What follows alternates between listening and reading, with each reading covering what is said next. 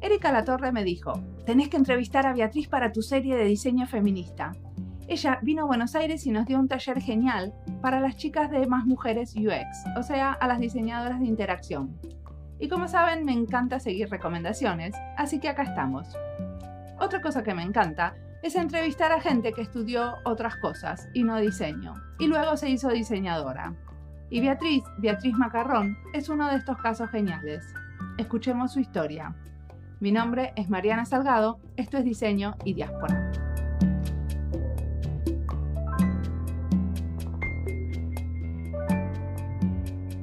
Venga, listo.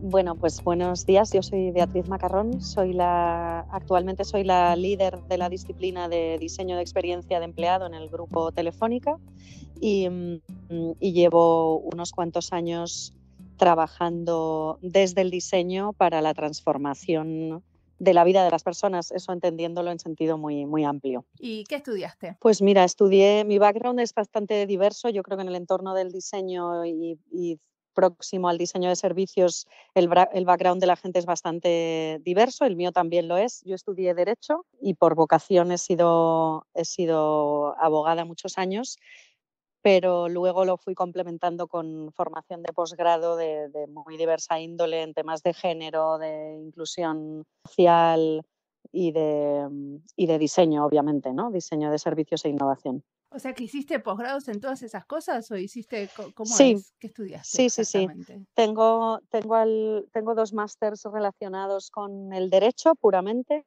uno más técnico de derecho penal y otro más abierto que tenía que ver con la gestión de las habilidades que necesita un abogado para la defensa de sus representados, pero luego he trabajado en temas de género bastante y entonces ahí hice un experto sobre intervención social en género y luego otro experto en intervención multicultural. Y después de eso hice un MBA en diseño de servicios e innovación. Estudiaste un montón. ¿Y cómo fue este pasaje desde la abogacía al diseño? Bueno, yo tenía, como decía, bastante vocación de ser abogada, pero siempre lo quise hacer en entorno social, ¿no? Entonces siempre he trabajado en equipos multidisciplinares, en organizaciones no gubernamentales y lo que me di cuenta es que como abogada llegaba ya muy tarde en los procesos de transformación de las personas y las comunidades. Entonces, como llegaba tarde, pues decidí dar unos pasitos hacia atrás y colocarme en entornos más de promoción de procesos personales y comunitarios. Y ahí me di cuenta también, después de mucho tiempo, de que desde las organizaciones sociales había muy poca innovación en el sentido de que se hacían las cosas de la misma manera independientemente del impacto que tuvieran, ¿no? Y ahí empecé a investigar sobre innovación, llegué al diseño centrado en las personas y ese fue el gran salto, ¿no? Empezar a diseñar los servicios que prestábamos en la cooperativa en la que trabajaba, diseñarlos con las personas y para las personas con las que estábamos trabajando, ¿no? Y el salto fue por ahí. Y ahora trabajando en Telefónica, ¿cómo es el impacto que puede tener tu trabajo? Pues yo ahora mismo trabajo en el área de People, o sea, en un área tradicionalmente conocida como de recursos humanos y de lo que me encargo es de rediseñar la experiencia de todos los empleados de Telefónica. Entonces, el grupo Telefónica es una empresa muy grande, tiene más de 120.000 empleados en todo el mundo, por tanto, el impacto revierte sobre toda esa población, ¿no? Entonces, la capacidad de impactar es muy alta y nuestra intención es que su experiencia como empleados de la compañía esté bien diseñada, que haya tenido en cuenta sus motivaciones, sus necesidades y sus expectativas y que esté combinada obviamente con la estrategia de la compañía, ¿no? Pero que consiga incorporar a los empleados como la pieza fundamental que puede hacer que todo el mundo crezca, ¿no? Tanto los empleados como la compañía. ¿Y cómo haces eso? Yo diría que tengo como 2 áreas fundamentales de trabajo, una que tiene que ver con cambio de mentalidad y la incorporación de nuevas capacidades a las áreas de people. Por tanto, estoy montando un equipo en todas las áreas de people de la compañía y transmitiendo, visión, enfoque, proceso, metodología, técnicas, herramientas y habilidades para que mis compañeros de esas áreas puedan bajar esto a su tarea ordinaria, ¿no? Que se incorpore como unas capacidades más y como una parte de la nueva mentalidad de la compañía. Y, y entonces hay una parte que tiene que ver con eso, ¿no? Con generar espacios de transmisión de conocimiento y de aprendizaje colectivo. Y luego la otra parte es hacer, ¿no? O sea, es diseñar o rediseñar productos y servicios que la compañía presta a los empleados teniendo en cuenta esa mentalidad y esa nueva manera de hacer desde el diseño. O sea que vos también trabajás con, o sea, la gente que se beneficia de tu trabajo también son los usuarios de Telefónica. Son los empleados de Telefónica. Pero cuando decís hacer nuevos productos y servicios, ¿te referís a productos y servicios internos para los empleados?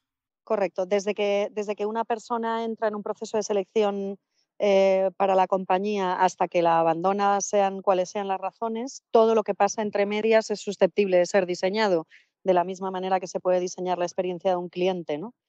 Entonces, todos esos puntos de contacto en el onboarding, en cómo se diseña la formación, los planes de carrera, las promociones internas, no sé, las rotaciones dentro de la compañía, cómo se abordan los momentos de la verdad de un empleado en temas personales también, ¿no? Cuando aparece la paternidad, la maternidad o cambios de país, etcétera. O sea, todo lo que puede impactar en la relación entre el empleado y la compañía, pues entra dentro de mi ámbito de actuación. Claro. ¿Y cómo pudiste, por ejemplo, emplear temas de género que habías estudiado a todo este trabajo?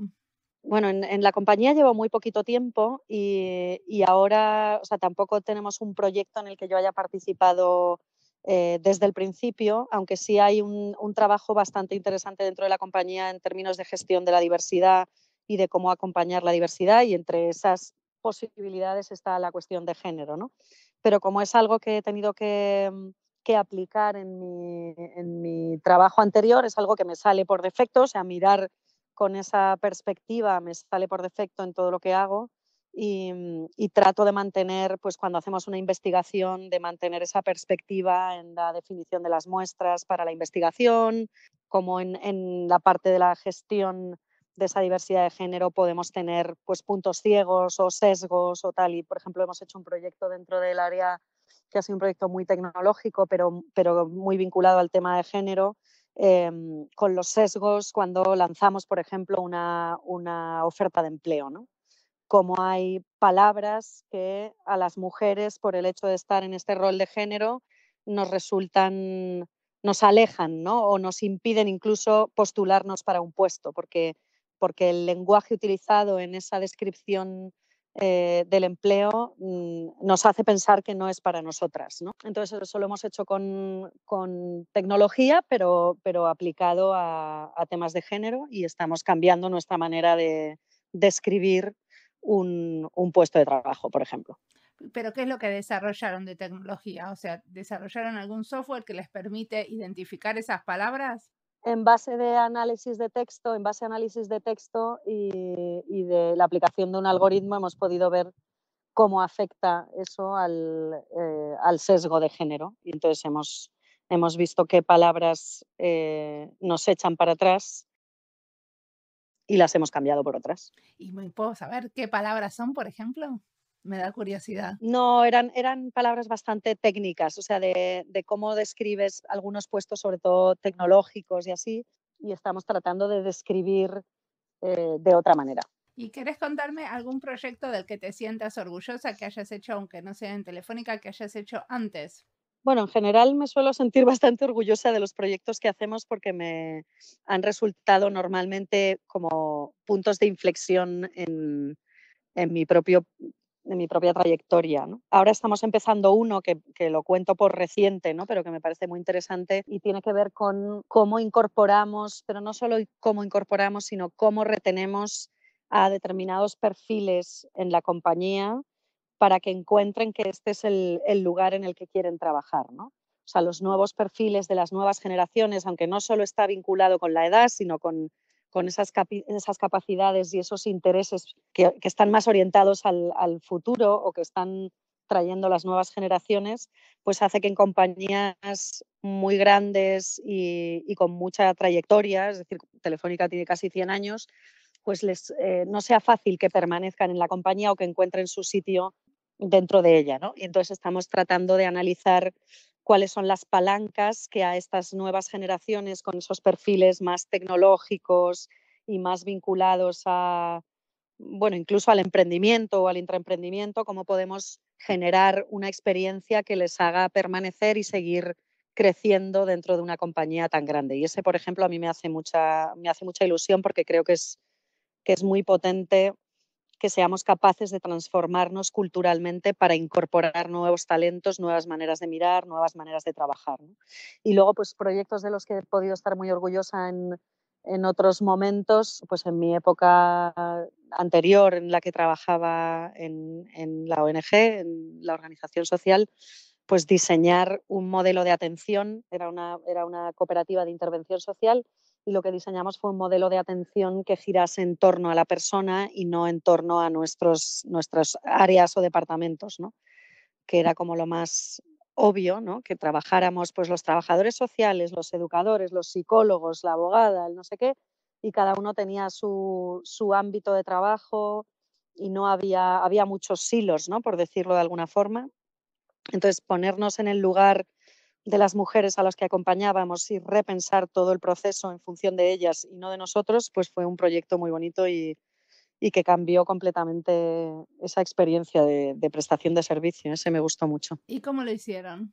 Bueno, pues por una parte hicimos una investigación en la que hubo representación de todas esas áreas, de los distintos departamentos involucrados en los procesos de acompañamiento, pero lo más interesante fue incorporar la visión de esas personas a las que acompañábamos, ¿no? Cómo se sentían ellos cuando tenían que contar pues, experiencias personales difíciles, qué pasaba si tenían que repetirlas a distintos profesionales, qué tipo de coordinación o de atención esperaban, para qué pensaban que podíamos prestar un mejor servicio.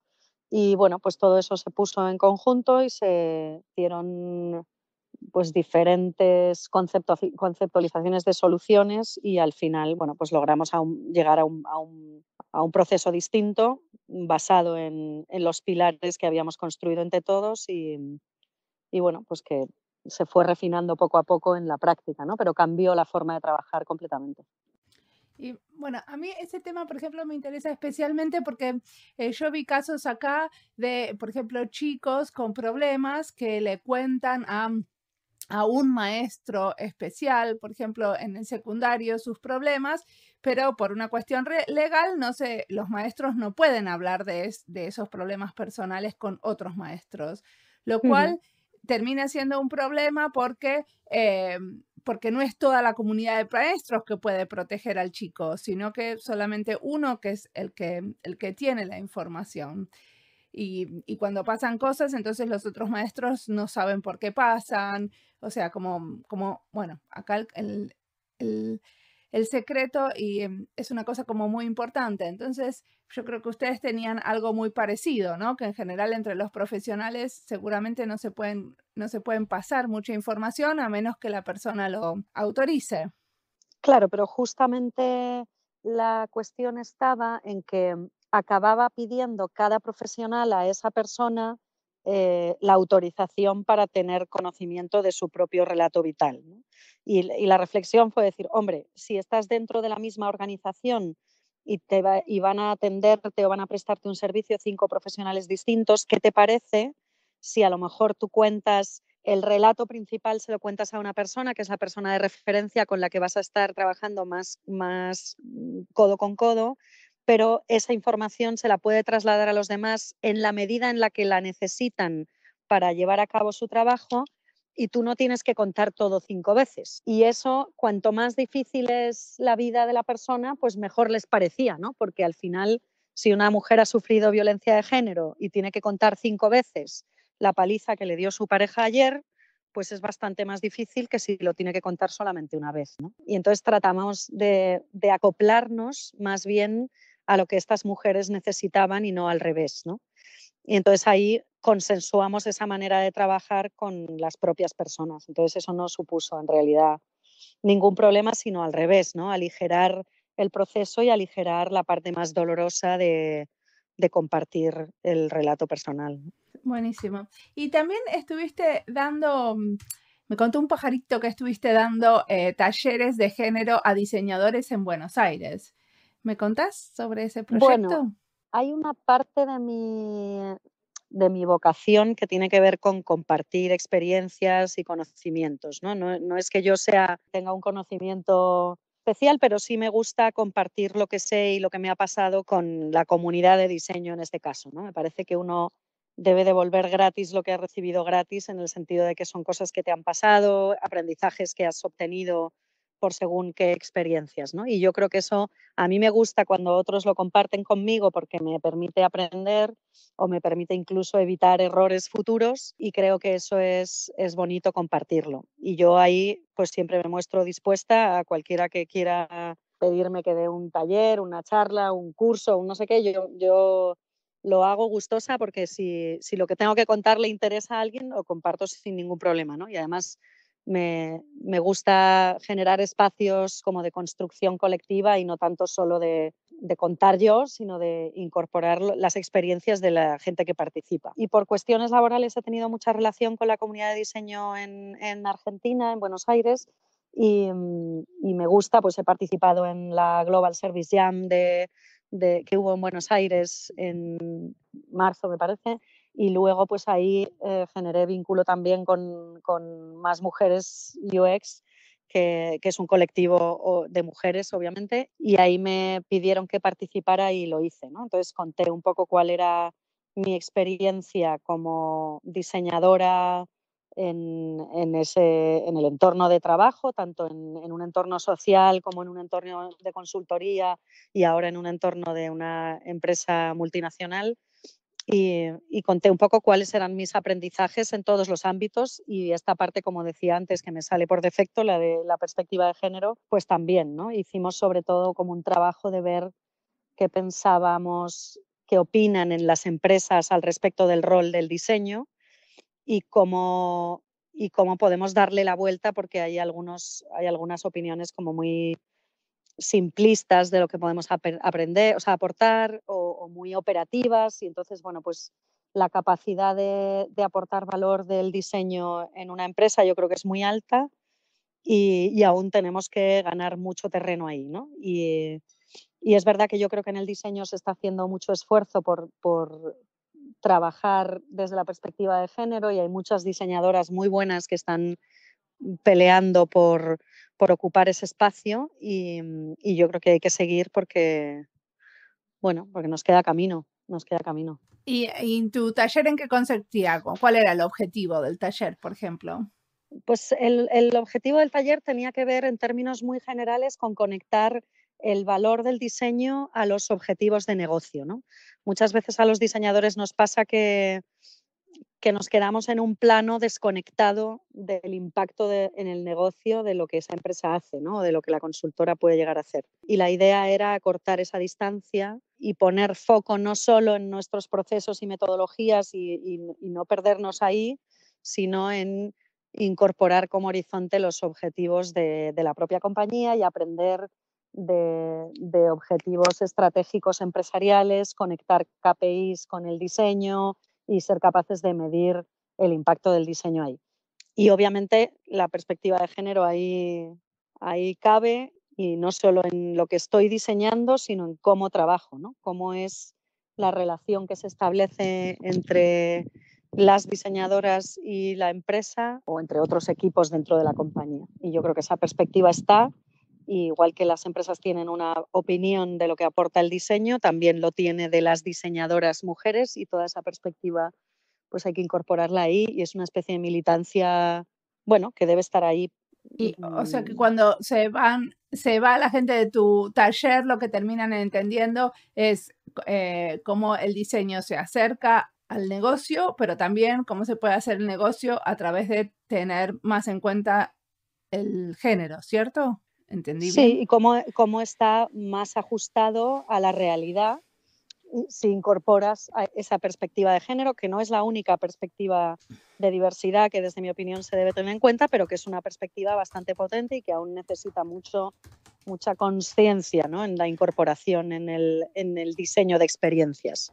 No se puede obviar el alto impacto que tiene la perspectiva de género en el diseño de una experiencia. Por tanto, eso debe estar metido ahí y debe sacarse en el trabajo ordinario, ¿no? No es extraordinario, sino al revés, ¿no? Debe estar metido, debe ser inherente al proceso de diseño. ¿Y cómo se hace para incorporar el tema del género a la experiencia? Bueno, yo creo que hay una parte importante que tiene que ver con ser consciente de, y yo creo que hay muchos diseñadores que aún no son conscientes de la importancia de introducir esa perspectiva, ¿no? Yo creo que está muy bien que haya mujeres diseñadoras que tienen esa perspectiva incorporada por defecto, pero también creo que hay muchos diseñadores hombres que están lejos de tener esa perspectiva, ¿no?, por extraño que parezca. Y yo creo que hay que trabajar en ello de una manera natural, sin ser, desde mi punto de vista, excesivamente dogmático, pero sí que tiene que estar incorporado desde el principio. Entonces, en la definición de las muestras en una investigación, en cómo se facilita un workshop teniendo en cuenta esa perspectiva, en cómo las soluciones que se conceptualizan pueden impactar en temas de género y en cómo al validarlas o testarlas, esa mirada tiene que estar también ahí, ¿no? Entonces, esto está metido en todo el proceso de diseño. Y para empezar, los primeros que deben tenerlos son los diseñadores, ¿no? Y luego eso, bueno, pues trae como una derivada adicional, como la sensibilización general, ¿no? Cuando tú trabajas con negocio y trabajas con equipos que son los que te piden que resuelvas un reto o que soluciones un problema, pues esa sensibilización general debe estar, ¿no? No creo que deba plantearse como el centro de, porque eso puede generar resistencias innecesarias, pero sí que aparezca como un elemento a tener en cuenta. Y cuando haces este tipo de talleres, ¿los haces con hombres y mujeres y con gente de otros géneros o cómo funciona? Bueno, yo no solo no tengo problema en que sean hombres y mujeres, sino que me gusta que sea así, porque creo que esa perspectiva debe ser incorporada por cualquiera, porque nos afecta a todos y al final todos construimos la realidad y las experiencias que estamos diseñando, ¿no? Pero tampoco me hace ningún lío que sea solo entre mujeres. O sea, si hay espacios que están pensados solo para mujeres, pues me parece también bien y probablemente se generan otro tipo de reflexiones, ¿no? Pero yo soy de las que trabajo en las fronteras difusas y creo que haya hombres está muy bien. O sea, sí que creo también que hay muchas mujeres diseñadoras que tenemos que ayudar a que sean visibles en el trabajo que están haciendo y por eso hay una corriente bastante potente, al menos en España existe, ¿no?, de poner de ponentes, de participantes, de facilitadoras de talleres, etcétera, a mujeres en espacios generados por la comunidad de diseño, y está bien. Y yo creo que todo contribuye, ¿no? O sea, solo ese primer ejercicio de conciencia de, oye, es que este panel está compuesto solo por hombres, ¿qué está pasando aquí? O es que este taller tiene una orientación muy alejada de esa perspectiva de género, ¿qué está pasando aquí? O sea, yo creo que esas reflexiones debemos hacerlas todos, ¿no? Y todas. Y no son patrimonio de nadie. Y creo que si queremos ser transformadores debemos ser inclusivos, aunque puedo entender que haya espacios solo para mujeres. O sea, eso lo entiendo. Espera que escriba esa frase porque está muy buena. Si queremos ser transformadores debemos ser inclusivos.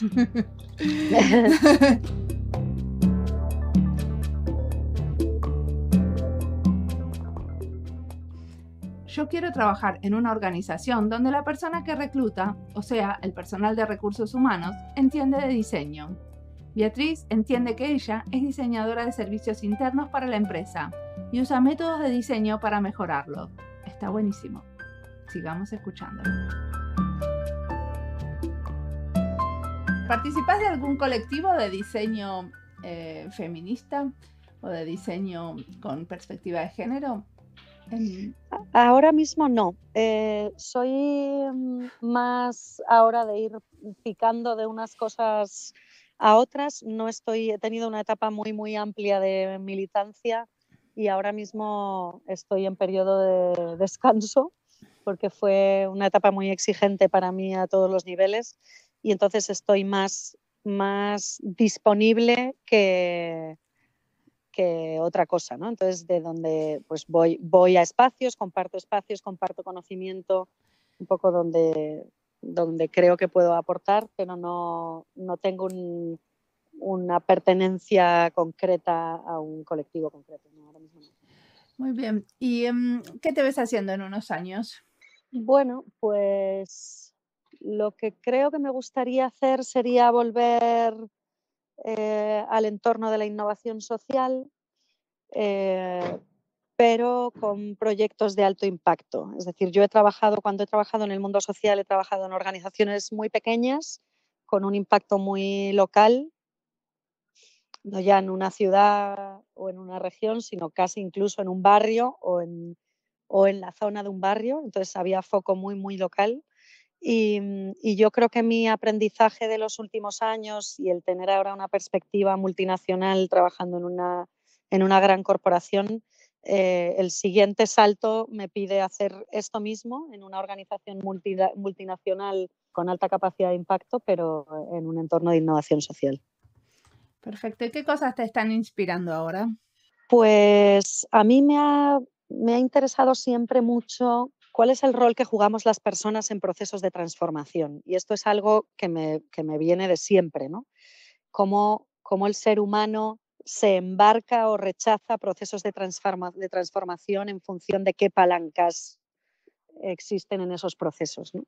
Y eso me parece mágico, ¿no? La capacidad del ser humano de empujar o de rechazar procesos de transformación y por qué, o sea, cuáles son los porqués que hay detrás de eso y cómo encontrar las claves para facilitar esos procesos de transformación. Y eso me ha gustado y lo hago en un entorno social, en un entorno de consultoría o en un entorno de multinacional de una corporación, porque creo que es lo que hay detrás de cualquier proceso, ¿no? Si no tenemos a la persona en el centro, por mucho tiempo o por muchos recursos que le dediquemos, no habrá transformación real, ¿no? Y eso me parece fascinante, me inspira y cualquier cosa me puede inspirar. Me puede inspirar un libro, un artículo, una conversación, una película o lo que sea, ¿no? Porque al final estoy hablando de relaciones humanas y de cuáles son los elementos clave para gestión de un proceso de cambio, ¿no? ¿Pero hay algo especial que le quieras recomendar a nuestra audiencia? Pues fíjate, lo que no recomendaría artículos o libros o películas con nombres y apellidos, pero sí una cosa que a mí me sirve mucho y que me guía, cualquiera de esas manifestaciones, insisto, un artículo, un libro, una entrevista, una película, un documental, en el que hablen personas reales, ¿no? No solo quien conceptualiza un proceso, quien diseña un producto, sino que hablen las personas que son destinatarias de ese producto o servicio o que van a utilizar o que van a poner en práctica ese proceso, ¿no? Todo lo que huela a persona real y a relaciones aplicadas me inspira mucho porque me parece auténtico, ¿no? No se aleja un poco de acciones de marketing o de comunicación y va un poco a la verdad de las cosas, que seguramente a veces no es tan glamorosa ni es tan de fuegos artificiales, pero es muy auténtica y muy humana. Y yo creo que ahí está la raíz de todas las cosas, ¿no? Ahí es donde busco el detalle y donde busco la inspiración, ¿no? De todo ese trasfondo humano que es lo que mueve el mundo al final, ¿no? Y luego me gusta mucho buscar en otros ámbitos más o menos alejados de mi realidad, a las personas excepcionales, ¿no? Personas excepcionales por lo que sea, por valientes, por lúcidas, por disruptivas, y busco referencias de personas excepcionales y trato de aprender de sus experiencias, y eso me gusta mucho. ¿Y qué persona te inspira en este momento? Puede ser tu mamá, o sea, decime cualquiera. ¿Qué persona me inspira en este momento? Pues mira, yo soy muy poco de endiosar a personas, ¿vale? Y no suelo tener como referencia mucho tiempo a personas con nombres y apellidos, sino que cojo como pequeños aprendizajes de personas, y unas son anónimas y otras no lo son tanto, ¿no? Pero en la serie de Netflix sobre diseño, la de Abstract, el segundo capítulo de la segunda temporada lo protagoniza una mujer que a mí me ha resultado muy, muy inspiradora. No me sé ni su nombre, o sea, no es importante su nombre, sino su mirada al mundo y cómo ella trata de aportar valor a la humanidad desde su trabajo. Y me resultó una mujer completamente excepcional, con una mirada que combina la potencialidad del ser humano con la naturaleza de una manera espectacular, y ese es el tipo de inspiración que busco. Muy hermoso ver cómo hay gente con miradas tan distintas, ¿no? Que pueden aportar cosas tan diferentes al mundo. Perfecto. Creo que no tengo nada más. ¿Querés que te pregunte algo más que se me haya olvidado? No. Siempre pregunto eso, porque hay veces que la gente se hace un punteo de lo que quiere hablar o... Bueno, yo soy bastante de hoja en blanco, ¿eh? O Sí, sea, un poco como tú, como fluya la conversación y luego se me pueden ocurrir mil cosas, pero da igual, lo importante es lo que ha pasado en este rato y lo que tú has podido preguntar y lo que yo he podido contar. O sea sí, que... no, para mí está muy bien. Estuvo muy linda la charla. Muchas gracias. Genial. Nada, a ti.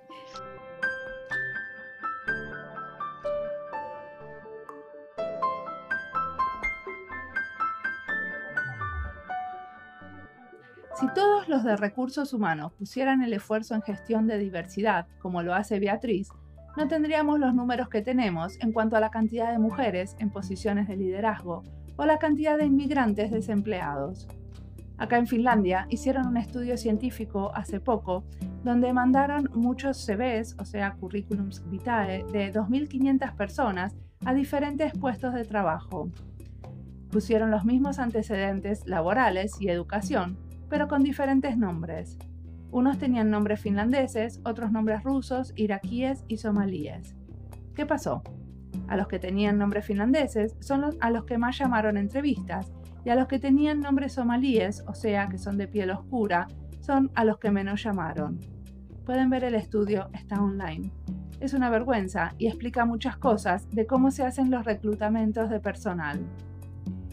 Por eso, esto de la gestión de diversidad es crucial para tratar de ser más justos a la hora de reclutar y realmente elegir a los mejores candidatos. Y al final de la entrevista, Beatriz menciona la serie Netflix. La fui a buscar y parece prometedora. La diseñadora que creó e inspiró a Beatriz es Neri Oxman y trabaja en el Media Lab del MIT haciendo bioarquitectura. No lo vi todavía, pero lo veré en breve y quizás también algún día la pueda entrevistar. Como siempre, la música del podcast es de Julián Pereira con sonidos originales de Antonio Zimmerman. La producción y la edición de sonido es de Andy Fecci. Este podcast está publicado con licencias de Creative Commons con Attributions. Esto fue Diseño y Diáspora. Pueden seguirnos en nuestra cuenta de Twitter